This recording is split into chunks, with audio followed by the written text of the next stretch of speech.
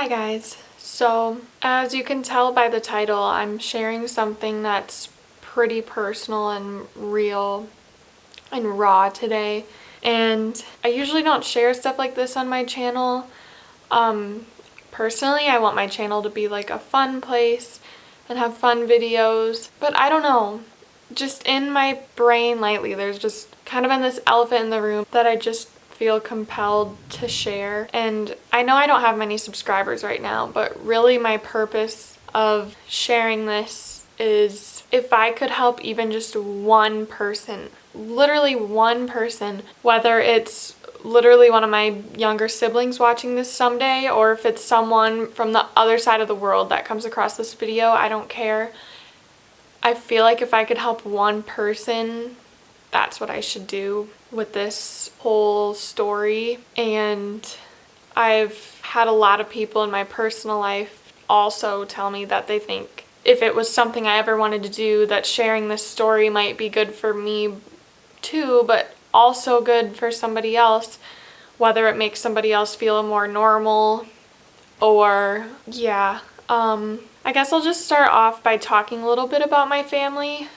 So I'm 21 years old and I have an older sister who is 30 and I have 4 younger siblings. They are 18, 15, 9, and 7 years old. Might be testing my knowledge there, but there are 6 of us kids in my family. My childhood was literally amazing, literally the best childhood I could have ever asked for. I'm sorry, I haven't gotten in this headspace in a while because I tend to bury everything. But my childhood was literally so amazing.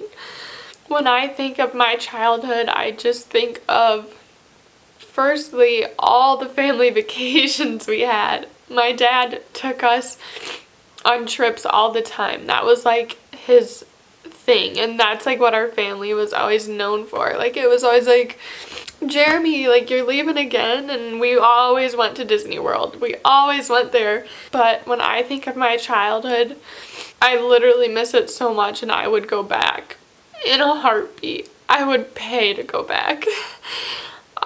We always did so many fun things together, and like, we all had so much fun together, and I'm literally so thankful for that. When I was like maybe a senior in high school, my parents got divorced, and it was pretty hard. I mean, as much fun as my family had together, it was just kind of like, it wasn't the biggest shock.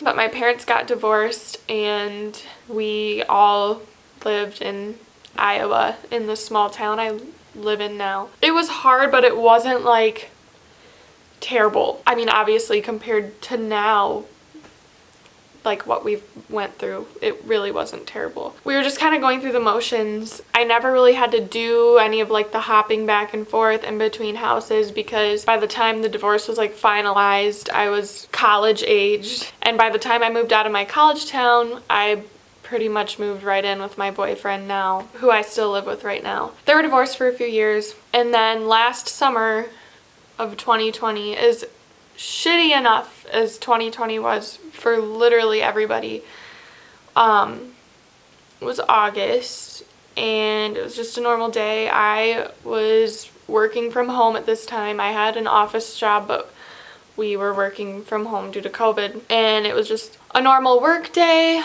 I was actually working out of my mom's house because my house doesn't have good Wi-Fi. So I had to go to my mom's house because she had good Wi-Fi, and I would work from home there. And I finished the day, and then I went home. I came back here, and I barely even sat down when I got home, and my mom called. I was like, that's weird. I was literally just at her house, like I just left. And I answered the phone, and she said, you need to come back home right now. And I said, why? And she's like, just come home right now. And I could tell like she was crying, and I was like, okay, like let me just grab a few things, get my shit done, and I'll be over. And she's like, no, I need you to come now. And I was like, why? And she was like, do you really want me to tell you? And I was like, yes. Like, I was kind of being a bitch. Like, I didn't know what was going on. I was just like, yeah, like, why? And she said, they found your dad dead. And I don't even remember if I said anything. And I was like, what? And she was like, yeah, he... fill in the blanks. And I don't remember what I said. And then, I don't know, maybe I just said, okay, I'll be right there, and I hung up. And I didn't know what to do. There's a lot of, like, blank minutes there that I don't remember. But the next thing I remember is I called my boyfriend, who was just a couple houses down at his parents' doing some woodworking stuff. And he answered, and I just said, I need you right now. I need you here. And he didn't even ask questions. He just said okay and hung up and came. But I couldn't wait. I just, like, couldn't sit here. So I left the house and I started running down the street. And I eventually met his truck. And we got in and I told him what happened. And we sped to my mom's house. And on the way there we drove by my dad's and there was just a bunch of police cars and sheriff vehicles and an ambulance.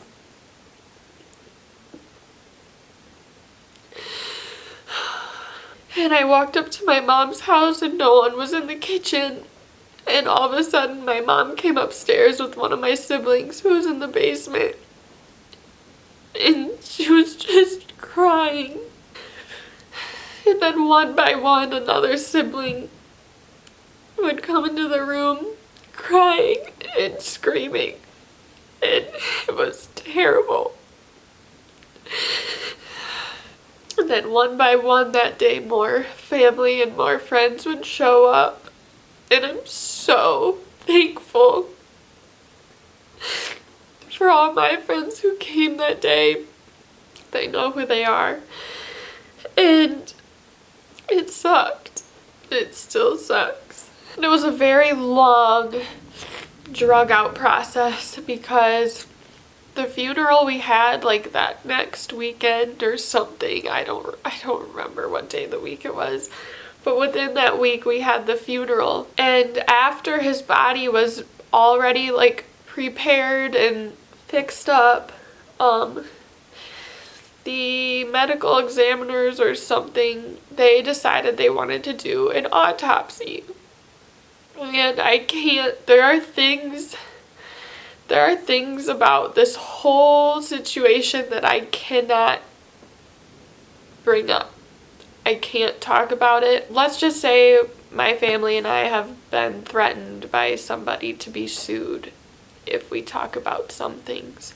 But with the autopsy, there definitely was some gray area because his body was not in the same condition at all that it was when he died. It was already fully prepared by the funeral home to be buried. So basically this process was drug out for a month and then we finally got to bury him. So it was a very, very, very long month. There are things with my dad's death that I will never have closure on. None of us will, because none of us got to say goodbye. There was no like personal note that was left, and there's just gonna be things forever that we will never have closure on and never know. And that's why personally I like to think it was just a rash decision. I don't think that it was planned. So I guess I'll just move on to talk about kind of like afterwards. There's a lot of weirdness after something like this happens because your whole world is crashing down. and you feel like you are just like a piece of paper getting crushed and crushed and crushed and ripped up and crumbled and rolled around and stomped on every day, and everyone else is just like going on with life as normal. And like that's why it's hard to like go back to work right away or go back to doing whatever right away, because you're dealing with all these things and everyone else is just like, their world has not stopped spinning. And it's not their fault. I'm sorry, the air just turned on, but I turned it off, so it should shut off shortly. But it's not their fault that their world hasn't stopped spinning, but it's a very, like, it's just, I don't know how to describe it except it is so weird. Another big thing that really bugs me that I have heard people say, like before this even happened to me and my family, I have heard people say this, whether it was in school, like in classes, or whether it was just in real life. I have heard people say before, and I still hear people say this to me to this day, is they say that people who commit suicide are selfish. People will literally come up to me and be like, your dad was so selfish. And I'm like, honestly, fuck you. Because you obviously don't know what depression is. You obviously don't know what it is like to deal with it at all, if you could say anything like that. My dad struggled with depression for years and years. Like, it was something that he struggled with, and he was really good at hiding it for a really long time. But I would give a big fuck you to anybody who would call somebody selfish for doing that. And I know people don't know. Like, some people, it comes from an innocent place in their heart. Like, I get it. But personally, it's just like, don't say that. Why would you say that? Especially to somebody's daughter. I think especially living in a small, rural, Midwestern town, it is really rough dealing with things like mental health, and especially something this serious, because especially where I live, it is so uncommon for something like this to happen. And even just mental health in itself, it just seems so uncommon for people around here to talk about. And people that, like, there is a big stigma around it. I mean, there's old men who live in this town, middle-aged to old men, who literally think people who commit suicide are cowards because they have some manly superiority complex. I don't know. But I've literally had a man, when I was out at a bar one night with my friend in town, this was like a couple months ago, he literally came up to me and my boyfriend and said that my dad was a coward and I was gonna end up the same way as him. It fucking sucks. It sucks. And that's definitely one of the reasons I'm moving the hell out of this town.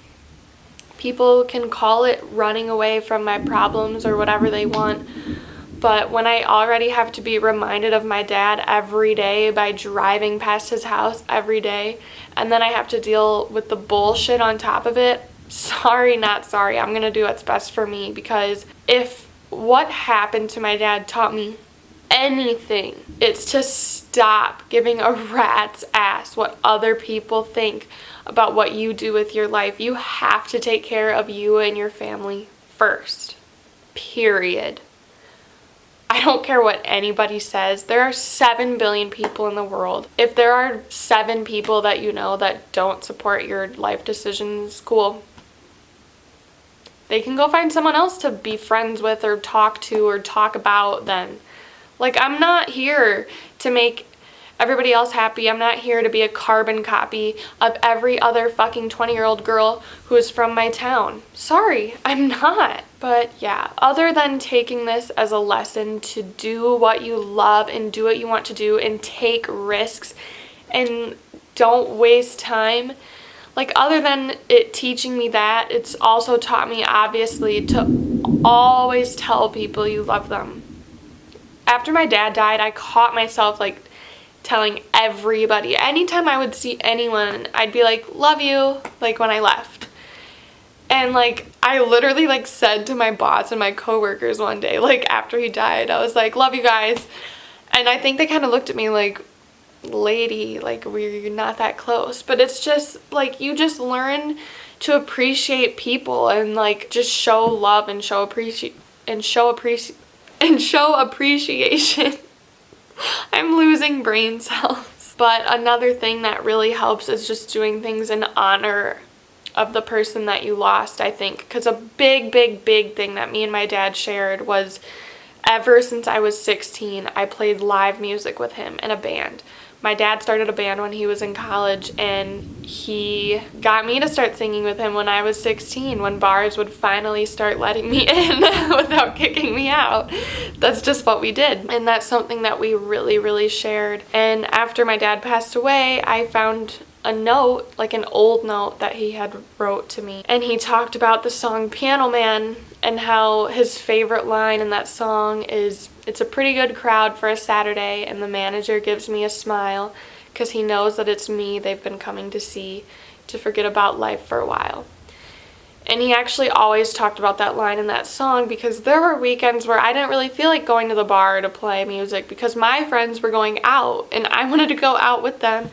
And my dad would be like, "No, like, you have to realize what you're doing is a service. What you do is a service to other people. You are helping them forget. Like, you are, when people come listen to live music, they're there to have fun and forget about all the bullshit going on in their lives. And you are literally helping people." So anyway, I found that in a note he wrote me, and I got it tattooed on my arm. You probably can't really see it, but it's just really special to me. So anything to do with music or Disney World or golfing, I would say, are like the main things that I do in honor of my dad, for sure. I have a lot more that I could talk about. I could talk for hours and hours and days, but I'm definitely a work in progress, and I'm gonna be a work in progress forever, and it's a really hard thing to accept. This rain is so loud. I'm gonna let you all go. Legit looks like there's about to be a tornado or something. I don't know if you can hear how loud it is, but anyway, thank you for listening. Thank you for clicking on this video. I hope it can help just one person to not feel alone.